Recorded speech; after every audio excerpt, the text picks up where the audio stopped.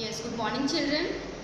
Today we will start the new chapter and the name of the chapter is Heat Flow. Chapter 4, Heat Flow and Temperature.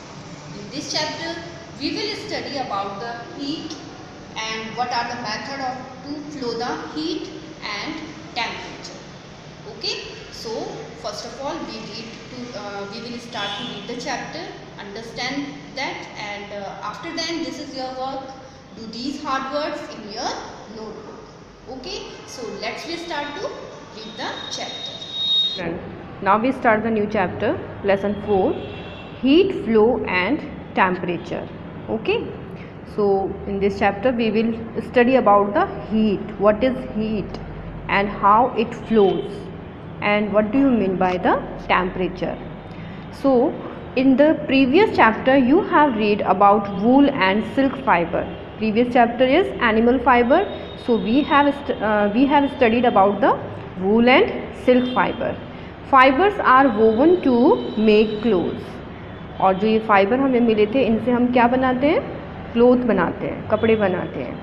Woollen clothes keep us warm during winter, and we know very well जो ऊनी कपड़े हैं, woollen clothes हैं, वो हमें winter में यानी कि सर्दियों में, ठंड के मौसम में हमें गर्म रखते हैं. In summer we prefer light coloured cotton clothes, और गर्मियों में इन समर हम किसको प्रीफर करते हैं कि हम लाइट कलर के कपड़े पहने, because they reflect the heat and keep us cool, और हमें ठंडा रखते हैं. We come across a variety of object in our day to day lifes, और हम अपनी डेली लाइफ में बहुत सारी चीज़ें, बहुत सारे ऑब्जेक्ट हमें देखने को मिलते हैं. Some objects are hot while some are cold. Okay, so do you know why some objects are comparatively hotter and some are colder? So do you know, this is the question for you, कि क्या आप जानते हैं कि कुछ object, जो जितने भी हम अपने साथ चारों तरफ ऑब्जेक्ट्स देखते हैं, उनका टेम्परेचर, वो उनमें से कुछ हॉटर होते हैं यानी कि गर्म होते हैं दूसरे के कंपैरिजन में.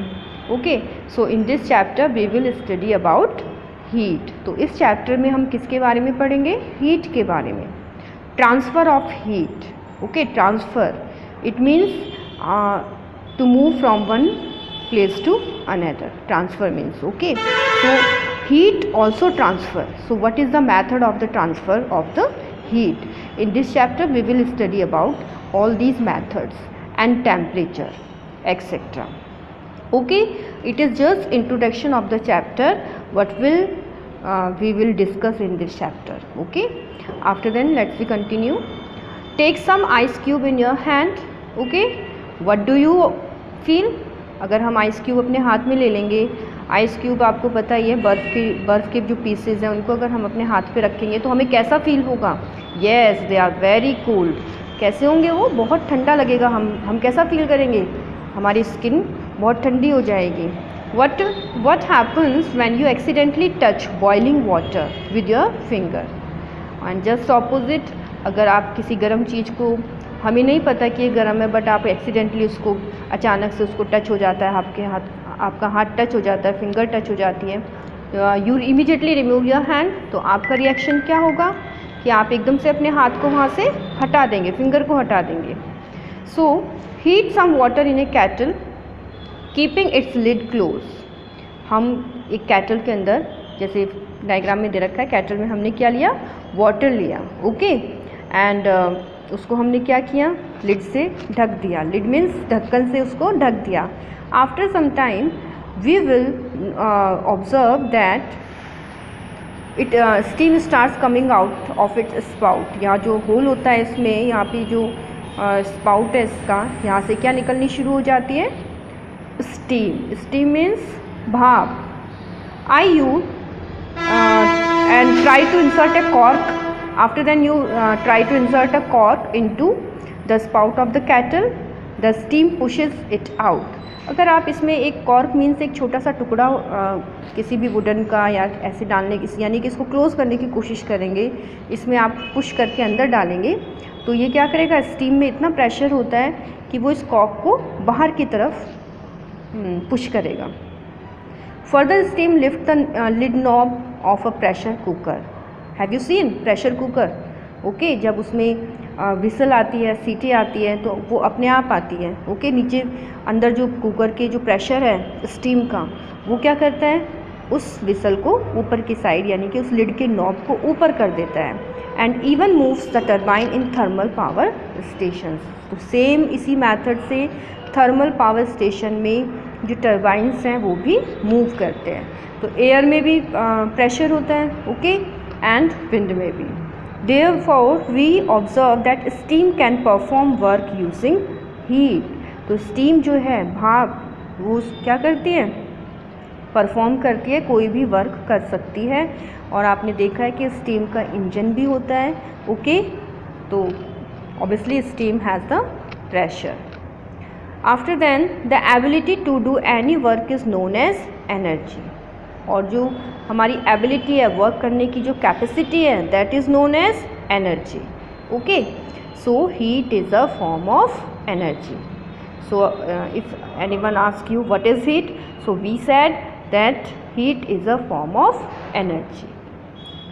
The energy transfer from one body to another body as a result of the temperature difference between them is known as heat, okay, and heat is expressed in calorie or joule. What we call it, calorie or joule. So energy is a form of energy. ये energy की एक form है, जैसे बहुत सारी form होती है like electric energy, light energy, so that it is also a form of energy. So energy transfer, okay, transfer means I already told you that move from one place to another. So energy transferred from one body to another body. If there is two objects and they have the different temperature, उन दोनों का अलग अलग temperature है, तो heat एक से दूसरे में जनरेट हो जाती है, इट मीन्स पास हो जाती है, okay. And what is the unit of the heat, that is calorie और जूल। हीट की यूनिट क्या है, कैलोरी और जूल। जस्ट लाइक जैसे आप डिस्टेंस मेज़र करते हैं मीटर के अंदर, किलोमीटर में, ओके, और लेंथ को भी मेज़र करते हैं डिस्टेंस, मीटर, सेंटीमीटर, टाइम को मेज़र करते हैं second, hour. So these are the units. So heat, what is the unit of heat, that is calorie और joule, okay. After then, energy can neither be created nor destroyed, but it can be converted from one form to another. Energy can neither be created, इसको ना तो हम generate कर सकते हैं, बना सकते हैं, ना ही इसको डिस्ट्रॉय कर सकते हैं। इट मीन्स हम इसको ख़त्म भी नहीं कर सकते, but we can change it from one form to another. लेकिन हम इसको एक फॉर्म से दूसरी फॉर्म में कन्वर्ट कर सकते हैं, okay. As heat is a form of energy, it can also be converted into another form of energy and vice versa. तो किसी दूसरी एनर्जी को हीट एनर्जी में कन्वर्ट कर सकते हैं और किसी हीट एनर्जी को हम दूसरी एनर्जी के अंदर चेंज कर सकते हैं। So I am here some examples are given. Turn the page number 32। Like first, in steam engine, here picture is given of steam engine, okay. This engine is run by the steam, भाप से चलता है ये, okay. So in steam engine, steam is used to convert heat energy into mechanical energy, okay. There are two form of energy, heat energy and mechanical energy, okay. This heat energy which we get from the steam, which the engine get from the steam से मिली है, तो ये किस में convert होगी, mechanical energy. Any object which moves that possesses the mechanical energy, कोई भी object जो मूव करता है उसके अंदर कौन सी एनर्जी होती है, मैकेनिकल एनर्जी। तो इसके अंदर कौन सी एनर्जी हुई, mechanical energy. After then second example, metals and charcoal glows when they are heated as heat energy is converted into light energy, okay.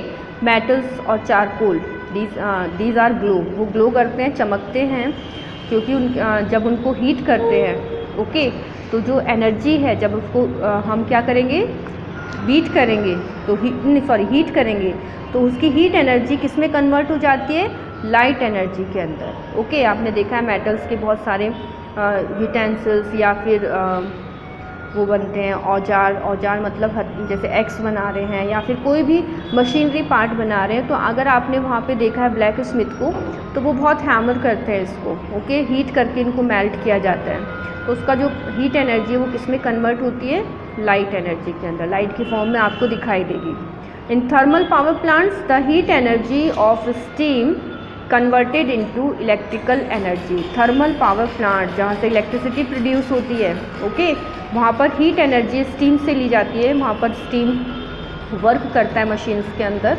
तो स्टीम से क्या बनती है, इलेक्ट्रिकल एनर्जी वहाँ पर बनती है थर्मल पावर प्लांट्स में, okay.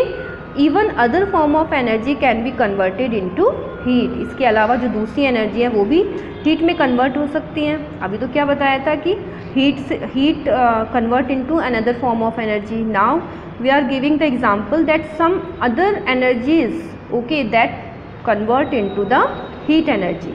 So first one is electrical energy is converted into heat and light energy by an electric heater. Heater सबने देखा है, किससे चलता है, वो किससे रन होता है, इलेक्ट्रिसिटी से। सो इलेक्ट्रिसिटी कन्वर्टेड, इलेक्ट्रिसिटी से वो रन करेगा और आपने देखा उससे हमें क्या मिलती है, हीट। तभी उसके ऊपर कोई भी खाना हम कुक कर सकते हैं। हीट के ऊपर कोई भी काम हम करना चाहते हैं, हीटर के ऊपर बॉईल करना चाहते हैं, वाटर बॉईल हो जाएगा, कुक करना चाहते हैं, कुक हो जाएगा। तो हीट और लाइट एनर्जी के अंदर कन्वर्ट हो जाता है, okay. After then next example, when a nail is hammered, nail means कील, उसको हैमर किया जाता है, हैमर मीन्स बीट किया जाता है। It gets heated up as mechanical energy. तो उसको जब हम हैमर करेंगे तो बहुत ज़्यादा हीट स्ट्राइक, जब कोई ऑब्जेक्ट जब स्ट्राइक होता है तो उनके बीच में फ्रिक्शन की वजह से हीट एनर्जी प्रोड्यूस होती है। तो इस वजह से नेल जो है हीटअप होकर के मैकेनिकल एनर्जी में कन्वर्ट हो जाए। मैकेनिकल एनर्जी जो हीटअप के थ्रू बनी है, that converted into the heat energy. तो नेल जो है उसकी थोड़ी सी शेप भी चेंज होने लगेगी और हीट एनर्जी के अंदर दोनों के बीच में जब स्ट्राइक होगा, हैमर से स्ट्राइक करेंगे तो ऑब्वियसली उन दोनों के बीच में फ्रिक्शन की वजह से हीट जनरेट होगी। After then when fuel is burnt in gas stove, okay, chemical energy is converted into heat energy. जब फ्यूल बर्न होता है, लाइक एलपीजी हो गया, कैरोसिन हो गया, जब स्टोव में हम इन फ्यूल्स को यूज़ करते हैं तो ये जो कंपोनेंट है कैरोसिन का, एलपीजी, इनमें कंपोनेंट होते हैं पेट्रोलियम के, ओके। तो केमिकल एनर्जी होती है ये, और ये किस में कन्वर्ट हो जाती है, हीट एनर्जी में, जिससे कि हम किसी फूड को कुक कर सकते हैं। So all these are the examples in which we can change one form of the energy to another form of the energy, okay. So after the next topic, that is effects of heat, कि heat का क्या effect है, heat कैसे affect करती है। heat causes some changes in the substance which are heated। जिस भी object को हम हीट करेंगे उसके अंदर चेंजेस होगा, तो वो चेंजेस किसकी वजह से हो रहे हैं, हीट की वजह से।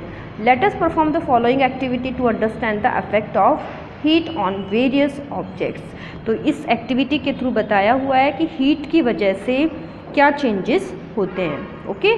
सो now we will study this activity, okay.